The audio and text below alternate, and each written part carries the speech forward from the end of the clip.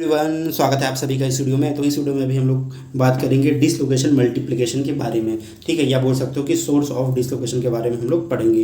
तो ये डिसलोकेशन का सबसे लास्ट वीडियो है। मैंने डिसलोकेशन को पूरी बहुत ही अच्छे तरीके से कवर किया है। अगर आपको वो सारे वीडियोज़ देखने हैं तो डिस्क्रिप्शन में हमको लिंक मिल जाएगा प्लेलिस्ट का, वहाँ पर आप जितने भी प्रीवियस वीडियो आप देख सकते हो। ठीक है, तो चलिए पढ़ते हैं डिसलोकेशन मल्टीप्लिकेशन के बारे में।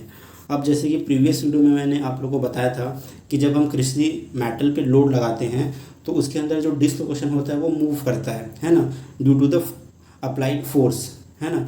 तो वो जब डिसलोकेशन मूव करते हैं और धीरे धीरे मूव करने के बाद वो क्रिस्टल के बाहर चला जाता है। अब जब क्रिस्टल के बाहर जाता है तो एक डिसलोकेशन के मूवमेंट से एक बर्जर वेक्टर के बराबर उसमें डिफॉर्मेशन होता है। तो वैसे ही करोड़ों डिसलोकेशन एक साथ मूव करते हैं मेटल में, है ना। और बाहर से वो कैसा अपीयर होता है कि मेटल में डिफॉर्मेशन हो रहा है, मतलब हर डिसलोकेशन एक एक बर्जर वेक्टर स्टेप आगे बढ़ते जाता है ना। तो इस हिसाब से अगर आप देखोगे तो डिसलोकेशन जो अंदर में है वो धीरे धीरे मूव करके क्रिस्टल के बाहर निकल जाता है, मतलब डिसअपियर हो जाता है। तो इस हिसाब से तो जब हम डिफॉर्मेशन कर रहे हैं मेटल में तो डिसलोकेशन की संख्या घटनी चाहिए, है ना। और एक समय बाद डिसलोकेशन तो गायब हो जाना चाहिए, लेकिन एक्चुअली में ऐसा होता नहीं है। जब कोल्ड वर्किंग के बाद जब दोबारा चेक किया जाता है तो ये पता चलता है कि डिसलोकेशन की संख्या तो और पहले से ज़्यादा बढ़ गई है ना। मतलब कहीं ना कहीं क्रिस्टल के अंदर या मेटल के अंदर कोई ना कोई ऐसा सोर्स है जहाँ से नया नया डिसलोकेशन फॉर्म हो रहा है। ठीक है, डिसलोकेशन क्या हो रहा है, मल्टीप्लाई हो रहा है। तो पहले ये लोगों को पता नहीं था, मतलब साइंटिस्ट लोगों को भी पता नहीं था कि ऐसा क्यों होता है ना। तो इसका थ्योरी दिया फ्रैंक रीड, जो इनका मतलब साइंटिस्ट का नाम है, उन्होंने बताया कि क्रिस्टल के अंदर क्या होती है कि सोर्स होता है डिसलोकेशन का। ठीक है, डिसलोकेशन मल्टीप्लाई होते रहता है, डिसलोकेशन नया नया बनते रहता है due to the applied force. ठीक है, इसी के बारे में भी हम लोग जानेंगे। तो सोर्स ऑफ डिसलोकेशन क्या होगा ये समझेंगे। तो सोर्स ऑफ डिसलोकेशन कोई ऐसा अलग से कोई सोर्स नहीं है, कोई खदान जैसा कि वहाँ से डिसलोकेशन निकलते जा रहा है, ऐसा नहीं है। एक्चुअल में क्या होता है, जो पहले से जो एग्जिस्टिंग डिसलोकेशन होता है ना, जैसे मान के चलो कि इस डायग्राम में यहाँ पे जो एक्स वाई दिया गया, मान के चलो कि एग्जिस्टिंग पहले से डिसलोकेशन एग्जिस्ट करता है मेटल के अंदर। अब मान के चलो यही डिसलोकेशन दो पॉइंट पे एक्स और वाई पॉइंट में क्या हो गया, पिंड हो गया। मतलब मान के चलो कि दो प्रेसिपिटेट इसको मिल गए, है ना, या कोई और कंपोजिशन का कुछ एलिमेंट यहाँ पे मिल गया जो डिसलोकेशन को आगे बढ़ने नहीं दे रहा है ना। मतलब ये डिसलोकेशन लाइन क्या हो गया, दो जगह पे पिंड हो गया, ठीक है, रुक गया। अब आप लोड लगाया जा रहे हो मेटल में, है ना, क्योंकि लोड तो आप अप्लाई किए जा रहे हो। तो ये जो डिसलोकेशन है यहाँ से बेंड होना चालू हो जाएगा। ठीक है, कहाँ से, एक्स और वाई पॉइंट्स पे ऐसे बेंड होना चालू हो जाएगा। इसको बेंडिंग या बोविंग ऑफ डिसलोकेशन ही बोलते हैं। क्योंकि देखो डिसलोकेशन लाइन कभी भी ना बीच से नहीं टूट सकता। जैसे मैं एक धागा लूँगा, कैंची से काट दूंगा तो धागा टूट जाता है, लेकिन डिसलोकेशन लाइन कभी भी टूटता नहीं है ना, या कटता नहीं है। भले डिसलोकेशन लाइन किसी और को काट देगा लेकिन ये खुद नहीं कटता है। ऐसा क्यों नहीं, क्योंकि डिसलोकेशन कभी भी क्रिस्टल के अंदर एब्रप्टली एंड नहीं हो सकता। मतलब कोई भी डिसलोकेशन, क्रिस्टल जैसे क्रिस्टल है तो क्रिस्टल के अंदर ऐसा नहीं कि डिसलोकेशन बीच से चालू हुआ बीच में खत्म हो गया, ऐसा बिल्कुल भी नहीं होता है ना। तो डिसलोकेशन लाइन कभी भी कटता नहीं है, भले वो क्या हो जाता है, बेंड हो जाता है। तो लोड लगाने के कारण ये डिसलोकेशन क्या हो रहा है, ऐसे बेंड हो गया। ठीक है, लोड का अमाउंट का फॉर्मूला आप लोगों को मैंने बताया था, tau into B. F amount of force is equal to होता है tau applied stress into Burgers vector. ठीक है, तो जब फोर्स लगा रहे हो वो डिसलोकेशन को क्या कर रहा है, बेंड कर रहा है, बेंडिंग करने का काम कर। तो धीरे धीरे जब आप लोड लगाओगे तो ये जो लाइन था वो सेमी सर्कल में कन्वर्ट हो जाएगा कुछ समय बाद। ये आपको क्या हो गया, इतना बेंड होगा कि सेमी सर्कल बन गया, मतलब हाफ सर्कल बन गया। और आप लोड लगाए जा रहे हो फिर से, तो क्या होगा, अब ये वाला पॉइंट अपने इसी पॉइंट के अराउंड मुड़ जाएगा। जैसे यहाँ पे देखो ये वाला पॉइंट इतना आप बेंड कर दोगे कि ये पॉइंट ऐसे यहाँ पे ऐसे मुड़ जाएगा, है ना, अपने पिनिंग पॉइंट पे इस तरह से मुड़ जाएगा। ठीक है, क्योंकि आपने लोड लगाए जा रहे हो। ठीक है, उसके बाद नेक्स्ट क्या होगा,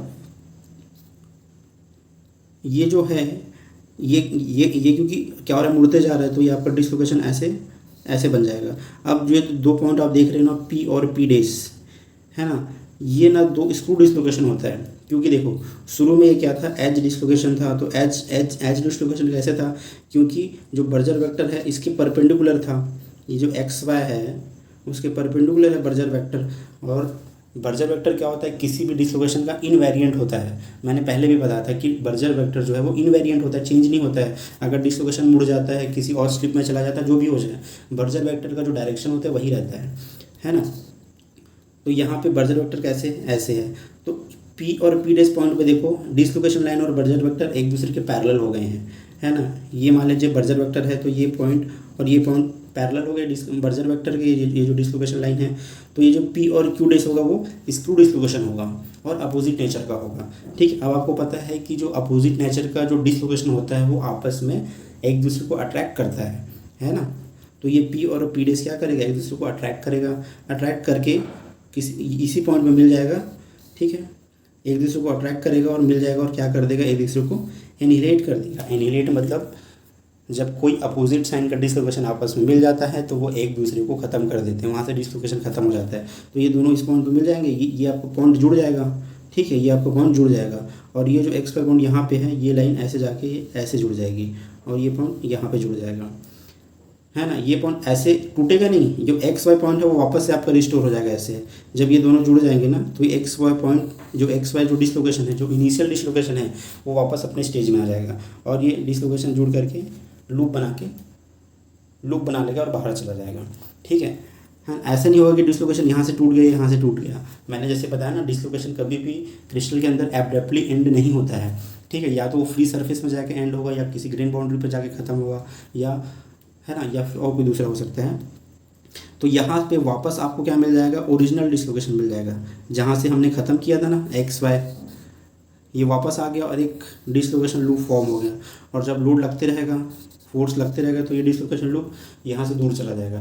फिर जब आप लोड लगा रहे हो तो ये फिर एक तरह से फिर सोर्स का काम करेगा, है ना। मतलब एक लूप बन गया, ये वापस रिस्टोर हो गया, फिर से ऐसा स्ट्रेट लाइन बन गया, अब फिर से ये बेंड होगा, फिर से एक लूप बना के बाहर चला जाएगा, है ना। फिर एक्स वाई जो रहेगा वो स्ट्रेट रिस्टोर हो जाएगा, फिर से लूप बनाएगा, फिर से बाहर चला जाएगा।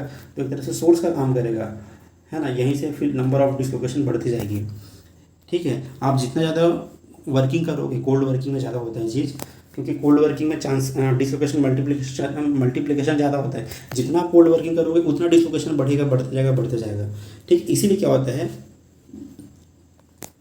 कि जब हम कोल्ड वर्किंग करते हैं, कोल्ड रोलिंग हो गया, कोल्ड फोर्जिंग हो गया, तो मटेरियल का स्ट्रेंथ बढ़ने लगता है, उसमें स्ट्रेन हार्डनिंग होता है। स्ट्रेन हार्डनिंग के पीछे का रीज़न क्या है, यही है कि नंबर ऑफ डिसलोकेशन की संख्या बढ़ जाती है। अब इतना सारा डिसलोकेशन हो जाता है कि वो आपस में एक दूसरे को ही पूरा ऐसे बांध लेते हैं, ठीक है। मतलब जैसे कि कोई अकेला डिसलोकेशन रहेगा तो बड़ी आसानी से मूव कर लेगा। जैसे मैं खाली रास्ते पे चलूँगा तो क्या आराम से चलूँगा, बाइक में जाऊँगा तो 100 की स्पीड में भी जा सकता हूँ। लेकिन कहीं भीड़ भाड़ वाला एरिया आ गया तो ट्रैफिक जाम हुआ तो ट्रैफिक जाम में मेरी स्पीड कम हो जाएगी। सेम वही है, इतना डिसलोकेशन हो जाता है कि ये डिसलोकेशन आपस में अपने ट्रैफिक जाम में फंस जाते हैं और डिसलोकेशन मूव नहीं कर पाता, जिसकी वजह से मटेरियल का स्ट्रेंथ बढ़ जाता है, ठीक है, कोल्ड वर्किंग से। लेकिन हॉट वर्किंग से ऐसा नहीं हो पाता है, क्योंकि उसमें डायनेमिक रिकवरी होते रहता है, मतलब नया डिसलोकेशन बनता है, पुराना ख़त्म भी होते रहता है। तो इसी वजह से हॉट वर्किंग में उतना नहीं होता है, उतना मतलब स्ट्रेंथ नहीं बढ़ता, लेकिन कोल्ड वर्किंग में बढ़ता है उतना स्ट्रेंथ, ठीक है। तो ये था पूरा वीडियो डिसलोकेशन मल्टीप्लिकेशन के बारे में। ये लास्ट वीडियो था डिसलोकेशन का। आपको कैसा लगा प्लीज़ कमेंट करके बताना। Okay, so bye bye, thank you so much and God bless you all.